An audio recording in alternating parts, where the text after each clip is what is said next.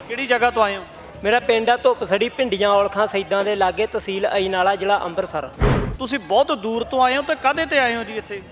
ਮੈਂ ਜੀ ਇੱਦਾਂ ਹੀ ਆਇਆ ਸਾਈਕਲ ਤੇ ਆਇਆ, ਕੋਈ 300 ਕਿਲੋਮੀਟਰ ਦਾ ਲਾਗਾ ਹੈਗਾ ਵਾ ਤੇ ਮੈਂ ਇੱਦਾਂ ਹੀ ਆਇਆ ਵਾਂ। 11 ਤਰੀਕ ਤੇ ਚੱਲਿਆ ਸੀ, 5 ਦਿਨ ਲੱਗੇ ਆ ਇੱਥੋਂ ਤੱਕ ਪਹੁੰਚਣ ਤੇ। ਤੇ ਤੁਹਾਨੂੰ ਪਤਾ ਕਿਵੇਂ ਲੱਗਾ ਵੀ ਇੱਥੇ ਮੋਰਚਾ ਲੱਗਾ ਹੋਇਆ ਹੈ? ਵੀਰ ਭਾਨੇ ਨੇ ਪਾਈ ਸੀਗੀ ਪੋਸਟਾਂ, ਵੀਡੀਓ ਕਾਫੀ ਪਾਉਂਦੇ ਰਹੇ ਨੇ, ਪਈ ਅਪੀਲ ਕਰਦੇ ਹਨ ਵੀ ਨੌਜਵਾਨ ਵੀਰ ਪਹੁੰਚੋ।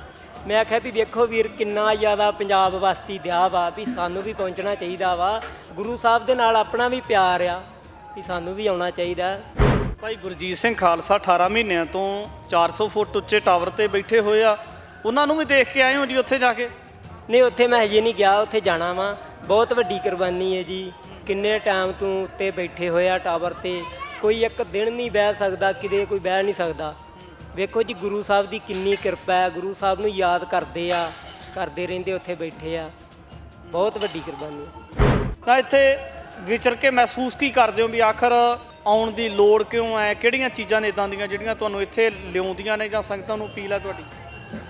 ਵੇਖੋ ਜੀ ਸੰਗਤਾਂ ਨੂੰ ਮੈਂ ਇਹ ਮੈਸੇਜ ਦੇਣਾ ਚਾਹੁੰਦਾ ਵੀ ਤੁਹਾਨੂੰ ਵੀ ਆਉਣਾ ਚਾਹੀਦਾ ਵਾ। ਵੇਖੋ ਅਸੀਂ ਸਾਈਕਲ ਤੇ ਆਏ ਆ, ਤੁਹਾਨੂੰ ਮਹਾਰਾਜ ਨੇ ਵਧੀਆ ਤੰਦਰੁਸਤ ਰੱਖਿਆ ਵਾ। ਤੁਹਾਨੂੰ ਆਉਣ ਦੀ ਲੋੜ ਆ, ਬਹੁਤ ਜ਼ਰੂਰੀ ਤੁਹਾਡੀ ਲੋੜ ਆ ਇਸ ਮੋਰਚੇ ਤੇ ਪਹੁੰਚਣ ਦੀ, ਕਿਉਂਕਿ ਆਪਾਂ ਜਿਹੜੇ ਗੁਰੂ ਸਾਹਿਬ ਵਾਸਤੇ ਕਾਨੂੰਨ ਵਧੀਆ ਸਖਤ ਕਾਨੂੰਨ ਬਣਵਾ ਸਕੀਏ, ਸਰਕਾਰ ਨੂੰ ਮਨਾ ਕੇ ਕਾਨੂੰਨ ਬਣਾ ਸਕੀਏ। ਸਮਾਣਾ ਟਾਵਰ ਮੋਰਚੇ ਤੇ ਮੌਜੂਦ ਹਾਂ। ਵੱਡੀ ਤਾਦਾਦ ਦੇ ਵਿੱਚ ਸੰਗਤਾਂ ਦੇ ਵੱਲੋਂ ਬਾਬਾ ਬੰਦਾ ਸਿੰਘ ਬਹਾਦਰ ਜਿਹੜਾ ਚੌਂਕ ਤਕਰੀਬਨ 22 ਦਿਨ ਤੋਂ ਲਗਾਤਾਰ ਇੱਥੇ ਮੋਰਚਾ ਲਗਾਇਆ ਹੋਇਆ ਹੈ। ਤਾਂ ਇਸੇ ਨੂੰ ਲੈ ਕੇ ਵੱਖ-ਵੱਖ ਹਿੱਸਿਆਂ ਤੋਂ ਜਿਹੜੇ ਲੋਕ ਆ ਰਹੇ ਆ, ਵੱਖ-ਵੱਖ ਦੇਸ਼ ਭਰ ਤੋਂ ਜਿਹੜੇ ਸੰਗਤਾਂ ਨੇ ਉਹ ਇਸ ਮੋਰਚੇ ਦੇ ਵਿੱਚ ਆ ਕੇ ਸ਼ਮੂਲੀਅਤ ਕਰ ਰਹੇ ਆ। ਇੱਕ ਅਜਿਹਾ ਨੌਜਵਾਨ ਹੈ ਜਿਹੜਾ ਪੈਰਾਂ ਤੋਂ ਸਹੀ ਤਰੀਕੇ ਦੇ ਨਾਲ ਚੱਲ ਨਹੀਂ ਸਕਦਾ, ਪਰ ਉਹ ਵੀ ਨੌਜਵਾਨ, ਦਸਤਾਰਧਾਰੀ ਨੌਜਵਾਨ, ਕੇਸਾਧਾਰੀ ਨੌਜਵਾਨ ਇਸ ਮੋਰਚੇ ਦੇ ਵਿੱਚ ਪਹੁੰਚਿਆ। ਗੱਲਬਾਤ ਕਰ ਲੈਂਦੇ ਆ, ਮੇਰੇ ਨਾਲ ਹਾਜ਼ਰ ਹੈ ਬਾਈ ਜੀ। ਸਭ ਤੋਂ ਪਹਿਲਾਂ ਤਾਂ ਇਹ ਦੱਸੋ ਤੁਹਾਡਾ ਨਾਂ ਕੀ ਹੈ ਜੀ? ਮੇਰਾ ਨਾਮ ਬਲਵਿੰਦਰ ਸਿੰਘ ਹੈ ਜੀ। ਕਿਹੜੀ ਜਗ੍ਹਾ ਤੋਂ ਆਏ ਹੋ? ਮੇਰਾ ਪਿੰਡ ਆ ਧੁੱਪਸੜੀ ਭਿੰਡੀਆਂ ਔਲਖਾਂ ਸੈਦਾਂ ਦੇ ਲਾਗੇ ਤਹਿਸੀਲ ਅਜਨਾਲਾ ਜ਼ਿਲ੍ਹਾ ਅੰਮ੍ਰਿਤਸਰ। ਧੁੱਪਸੜੀ ਅੰਮ੍ਰਿਤਸਰ ਤੇ ਤਕਰੀਬਨ ਇੱਥੋਂ ਜ਼ਿਆਦਾ ਨਹੀਂ ਤੇ ਕੋਈ 300 350 ਕਿਲੋਮੀਟਰ ਪੈ ਜਾਂਦਾ ਹੋਊਗਾ। ਤੁਸੀਂ ਬਹੁਤ ਦੂਰ ਤੋਂ ਆਏ ਹੋ ਤੇ ਕਾਹਦੇ ਤੇ ਆਏ ਹੋ ਜੀ ਇੱਥੇ? ਮੈਂ ਜੀ ਇੱਦਾਂ ਹੀ ਆਇਆ ਸਾਈਕਲ ਤੇ ਆਇਆ, ਕੋਈ 300 ਕਿਲੋਮੀਟਰ ਦਾ ਲਾਗਾ ਹੈਗਾ ਵਾ ਤੇ ਮੈਂ ਇੱਦਾਂ ਹੀ ਆਇਆ ਵਾਂ। 11 ਤਰੀਕ ਤੇ ਚੱਲਿਆ ਸੀ, 5 ਦਿਨ ਲੱਗੇ ਆ ਇੱਥੋਂ ਤੱਕ ਪਹੁੰਚਣ ਤੇ। ਹਾਂਜੀ। ਤੇ ਤੁਹਾਨੂੰ ਪਤਾ ਕਿਵੇਂ ਲੱਗਾ ਵੀ ਇੱਥੇ ਮੋਰਚਾ ਲੱਗਾ ਹੋਇਆ ਹੈ? ਅਸਲ ਦੇ ਵਿੱਚ ਕਹਾਣੀ ਕੀ ਵਾਪਰੀ ਤੁਹਾਡੇ ਨਾਲ ਪੂਰੀ? ਆਪਾਂ ਵੀਰ ਭਾਨੇ ਨੇ ਪਾਈ ਸੀਗੀ ਪੋਸਟਾਂ, ਵੀਡੀਓ ਕਾਫੀ ਪਾਉਂਦੇ ਰਹੇ ਨੇ, ਪਈ ਅਪੀਲ ਕਰਦੇ ਹਨ ਵੀ ਨੌਜਵਾਨ ਵੀਰ ਪਹੁੰਚੋ। ਮੈਂ ਆਖਿਆ ਵੀ ਵੇਖੋ ਵੀਰ ਕਿੰਨਾ ਜ਼ਿਆਦਾ ਪੰਜਾਬ ਵਾਸਤੇ ਦਿਆ ਵਾ ਵੀ ਸਾਨੂੰ ਵੀ ਪਹੁੰਚਣਾ ਚਾਹੀਦਾ ਵਾ। ਗੁਰੂ ਸਾਹਿਬ ਦੇ ਨਾਲ ਆਪਣਾ ਵੀ ਪਿਆਰ ਆ ਵੀ ਸਾਨੂੰ ਵੀ ਆਉਣਾ ਚਾਹੀਦਾ। ਸਿੱਖ ਸਰਦਾਰ ਆ ਵੀ ਪਹੁੰਚਣਾ ਬਹੁਤ ਜ਼ਰੂਰੀ ਸੀਗਾ। ਹਾਂਜੀ। ਭਾਈ ਗੁਰਜੀਤ ਸਿੰਘ ਖਾਲਸਾ 18 ਮਹੀਨਿਆਂ ਤੋਂ 400 ਫੁੱਟ ਉੱਚੇ ਟਾਵਰ ਤੇ ਬੈਠੇ ਹੋਏ ਆ, ਉਹਨਾਂ ਨੂੰ ਵੀ ਦੇਖ ਕੇ ਆਏ ਹੋ ਜੀ ਉੱਥੇ ਜਾ ਕੇ?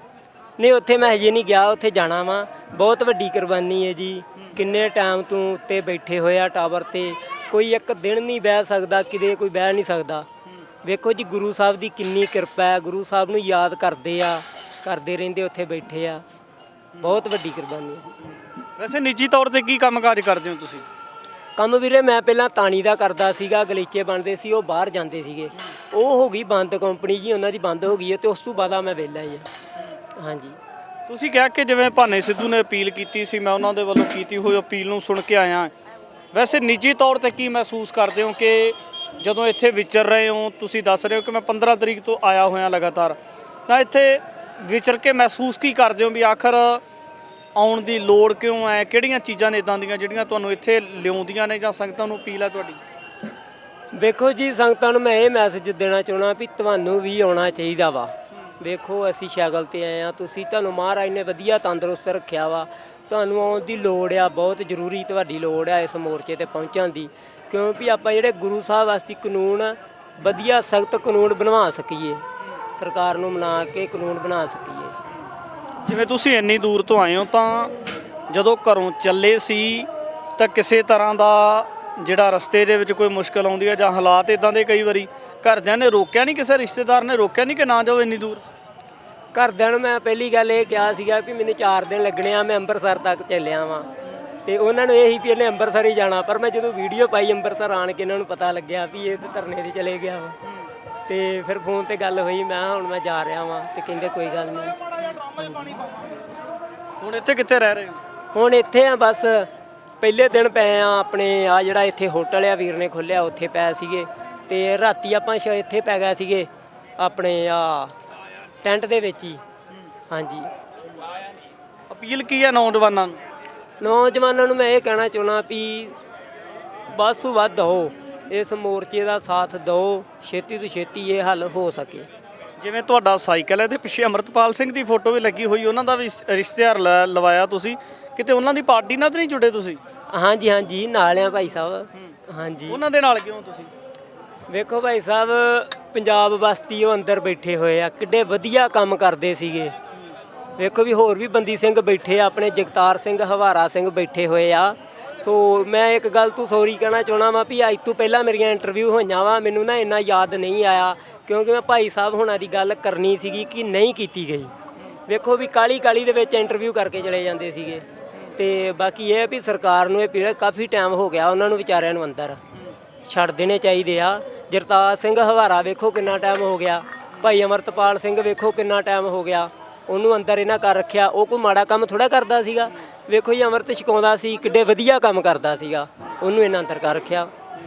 ਪੰਜਾਬ ਦੇ ਵਿੱਚ ਪਿਛਲੇ ਦਿਨੀ ਗ੍ਰਹਿ ਮੰਤਰੀ ਆਏ ਅਮਿਤ ਸ਼ਾਹ ਤੇ ਉਹ ਕਹਿੰਦੇ ਪੰਜਾਬ ਦੇ ਵਿੱਚ ਨਸ਼ੇ ਦਾ ਮਸਲਾ ਆ, ਗੈਂਗਸਟਰ ਦਾ ਮਸਲਾ ਆ, ਤਾਂ ਇਸ ਚੀਜ਼ ਨੂੰ ਲੈ ਕੇ ਕੀ ਦੇਖਦੇ ਹੋ ਕਿ ਆਖਰ ਹੱਲ ਇਹ ਕਿੱਦਾਂ ਹੋ ਸਕਦੇ ਆ? ਬਹੁਤ ਸਾਰੇ ਨੌਜਵਾਨ ਸੀ ਜਿਨ੍ਹਾਂ ਇਸ ਮਸਲੇ ਤੇ ਕੰਮ ਵੀ ਕੀਤਾ, ਅਮਰਤਪਾਲ ਸਿੰਘ ਨੇ ਵੀ ਨਸ਼ੇ ਦੇ ਮਸਲੇ ਤੇ ਕੰਮ ਕੀਤਾ।